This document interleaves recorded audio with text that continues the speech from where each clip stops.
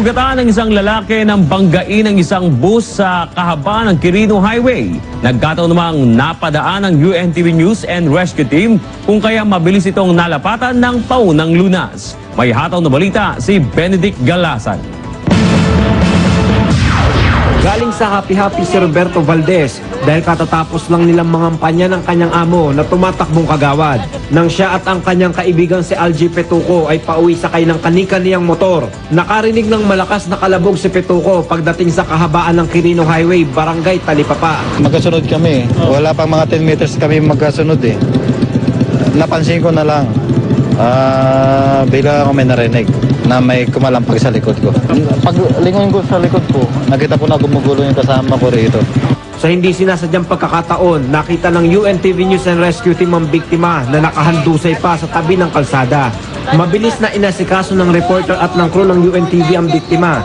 Nilagyan ng sea collar ang biktima, saka nilinis at tinalian ng mga sugat ni Mang Roberto.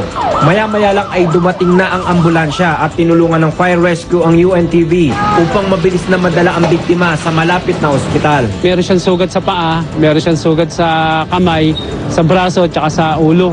Kaya inassist natin, pinursed natin para pagdating ng ambulansya, wala na, hindi na siya masyadong ititreat. Sa pagsisiyasat ng UNTV News and Rescue Team, nasagi ang bus ng motor ng biktima na naging dahilan ng kanyang pagsemplang.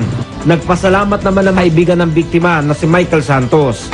Papasalamat kami, may mga ganyan reporter na may mga dalang first aid. Tulong muna bago report. Oh, maganda. At least kumpleto kayo. May sea collar kayong dala. Maganda na treatment nyo na maayos. Tumawag agad ng ambulansya. Katulong yung UNTV. Hindi naman makapaniwala ang fire rescue ng Quezon City Force sa kanyang nadatnan. Actually, kayo yung pinaka-first time namin nakita na pagdating namin sa accident scene, nakita namin na inaasikaso nyo kaagad. Tigit sa lahat, una-una, may alam kayo pagdating sa first aid. Kasi mga mga aksidenteng nare-respondehan, kalimitan, kami yung nagbibigay ng first aid, pero may mga media man na rin na mga naandon. Kaya maganda yung nakita namin kanina kasi nabigyan kami kaagad ng chance na yung tulong na binigay ng UNTV na i-ano rin lang kaagad sa amin para at least na-assist nila kami kung ano kaagad yung sitwasyon ng pasyente, kung ano kailangan dapat namin gawin. Nabigyan kaagad siya ng first aid. Kaya mas mabilis, mas napapadali yung trabaho namin bilang mga rescue team.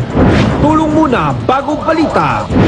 Benedict Galasan para sa Hataw Balita ng UNTV News Worldwide.